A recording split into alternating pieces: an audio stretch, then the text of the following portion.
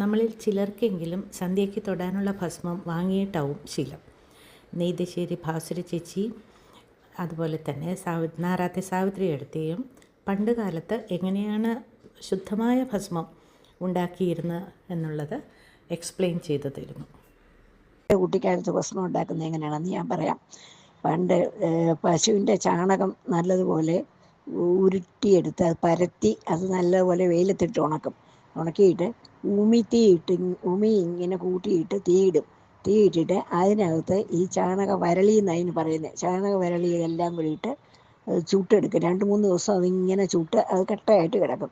എന്നിട്ട് അതെടുത്ത് നല്ലതുപോലെ പൊടിച്ച് വെള്ളത്തിൽ കലക്കി അരിച്ചെടുത്തിട്ട് അത് ഉണക്കിയെടുക്കും. അങ്ങനെയാണ് ഭസ്മം എടുക്കുന്നത്. അങ്ങനെ 7 പ്രാവശ്യമൊക്കെ ഉണക്കി എടുക്കുന്നത് മുത്തശ്ശി എടുക്കുന്ന കണ്ടിട്ടുണ്ട്. ആ ഭസ്മം അപ്പനും അച്ഛനും ഒക്കെ കുട്ടികൾക്കൊക്കെ ഭസ്മം ഇടാനൊക്കെ എടുക്കും. അപ്പോൾ അത് നാക്കിലിട്ട് കൊടുക്കുകയും കൂടി ചെയ്യുമായിരുന്നു.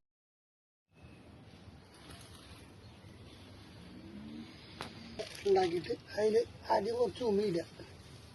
ഉമി ഇട്ട്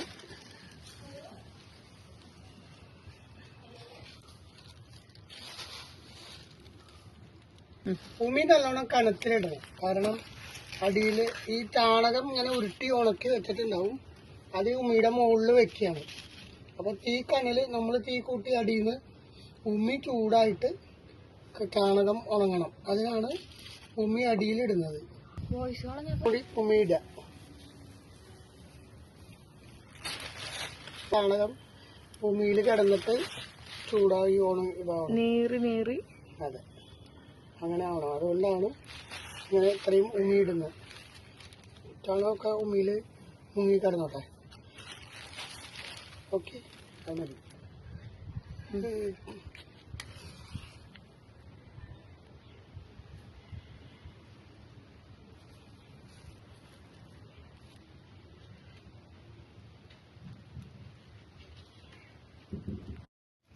ചാണകം കത്തി ഭസ്മമായി നമ്മളിട്ട ചാണക വിരളിയാണത്. എല്ലാം കഴിഞ്ഞില്ലേ?